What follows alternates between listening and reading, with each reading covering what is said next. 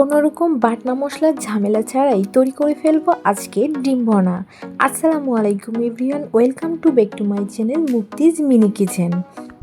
ঘরে থাকাই কিছু সামান্য উপকরণ দিয়ে তৈরি করে ফেলবো আজকে ডিম ভর্না। কথা না বাড়িয়ে শুরু করা যাক আজকের রেসিপি। আমি চুলায় একটি কড়াই বসিয়ে দিয়েছি।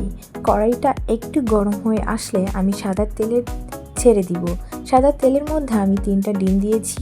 আমি 3টা ডিমের মধ্যে দিয়ে দিব পরিমাণ মতো হলুদ এবং একটু লবণ। আমি দিয়ে হালকাভাবে ভেজে ডিম 3টা উঠিয়ে নিব। বেশি ভাজা যাবে না, বেশি ভাজলে ডিমের ওপরটা বেশি কড়া হয়ে গেলে খেতে ভালো লাগবে না। তার মধ্যেই আমি দিয়ে দিব পেঁয়াজ কুচি হাফ কাপ, কিছু কাঁচামরিচ কুচি এবং কিছু রসুন কুচি। আমি সবগুলা একসাথে একটু ভেজে নিব।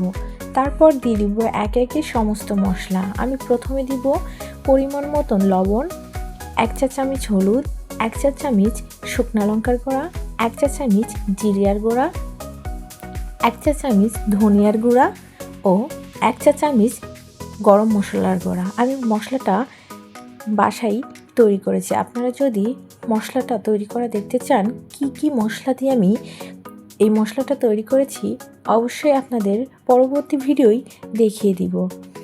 তার মধ্যে দিয়ে দিব আমি আগে থেকে ছোট ছোট করে কেটে রাখা 3টি আলু।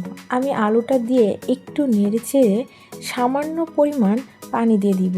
পানিটা দেওয়ার কারণে আমার মশলাটা লেগে যাবে না। এদিকে আলুটাও ভালোভাবে সিদ্ধ হয়ে যাবে। আমার পানিটা একটু শুকিয়ে আসলে আমি ভালোভাবে 2 মিনিট নেড়ে ছেড়ে তার উপর আবারও পানি দিয়ে দিব। এবার পানির পরিমাণটা থাকবে একটু বেশি।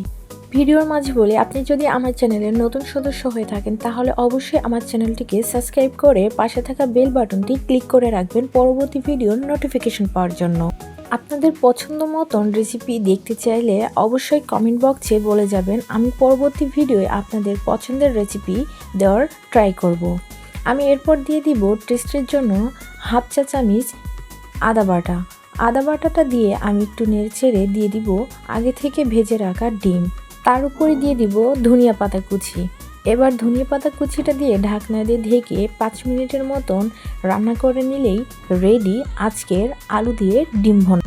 এবার গরম ভাতের সাথে গরম গরম পরিবেশন করুন আলু দিয়ে ডিম ভর্না। আমার আজকের রেসিপিটি যদি আপনার ভালো লেগে থাকে তাহলে অবশ্যই আমার চ্যানেলটিকে সাবস্ক্রাইব করবেন আর পাশে থাকা বেল বাটনটি ক্লিক করে রাখবেন। আবারও দেখা হবে নতুন কোনো রেসিপি নিয়ে। সে পর্যন্ত ভালো থাকুন, সুস্থ থাকুন। আল্লাহ হাফেজ।